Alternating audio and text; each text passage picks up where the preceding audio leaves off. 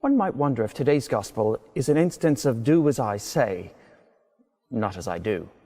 For as much as Jesus seems to value rest, in the passages we've read, he doesn't take it. Jesus planned an escape to a deserted place, but that place turned out to be not so deserted, and Jesus found himself at work. Gennesaret wasn't any kind of getaway either. Wherever Jesus went, into villages or cities or farms, people begged that they might meet him. And Jesus did. While many preachers will talk this day about rest and recovery, the truth is that the glimpses we get in this reading don't bear out that custom. Work takes precedence for Jesus. A modern-day life coach might have some things to say about Jesus' work-life balance. In these accounts, Jesus didn't stick to the boundaries set. And, hey, you know what? The Gospels record many other instances of this too, from hanging out with the wrong kinds of people, to not following rules about ritual cleanliness, to working on the Sabbath. Sometimes the things Jesus is supposed to do to live a well-ordered and balanced life aren't the things he does. So what's this all about? Recently, I read an article features writer Brian Lufkin wrote for the BBC. He highlighted a report from two researchers, one in France and the other in the UK. Their 2020 study looked at two groups of employees in middle or senior management roles. One faction avoided working long hours. The other didn't. The researchers identified a common trait among those who rejected long hours: reflexivity. One of the researchers described the steps toward identifying and implementing ways of working and living as taking mental space to gain clarity. Researchers cited in the BBC article talked about flexible habits. Rather than seeking homeostasis, those looking to have healthy working practices accommodate the shifting ground of real life.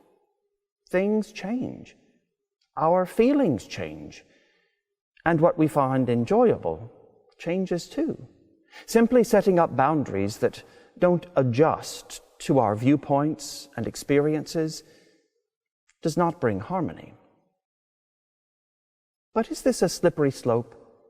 There will always be something to divert our attention, some angle to pursue, more work to be done. If we're constantly moving the goalposts of our leisure time, will we ever find rest? There's so much broken and hurting in our world, with all kinds of people demanding our attention and time. If we never say no, perhaps we'll wind up with nothing left to give. As I read it, these behavioral scientists are not urging folk to live a life without boundaries. And I don't think it's what Jesus is demonstrating either. Instead, we're talking about being present, awake to what's happening and how we're feeling.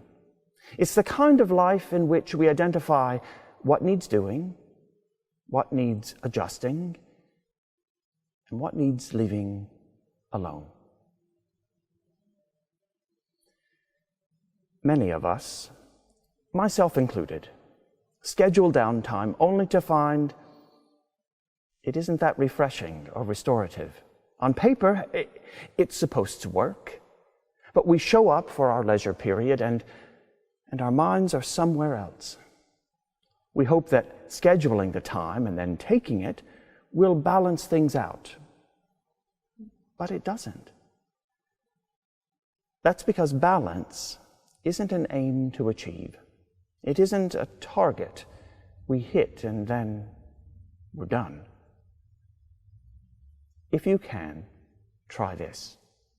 Close your eyes and stand on one foot. I never stop being surprised at how difficult this is. Once you find your equilibrium, you may be fine for a bit. But stay there. Eventually, you'll start to feel a wobble, and you'll have to adjust using minor movements to maintain stability. And after a while, you'll need even greater muscle involvement. Maybe you'll have to use your arms. Then, discover how much easier this whole enterprise is if you open your eyes. That's how it is with balance in human beings. It's only as good as the instant you've set it, and it's better when you can see. It seems the way of living a balanced life is responsive and adaptive. As we seek our center, we must pay attention and recalibrate along the way. If rest is important, and indeed it should be, we must pursue it, but not as some ambition or formula. Instead, we must remain alert and attentive to what's going on around us and find our rest over and over again.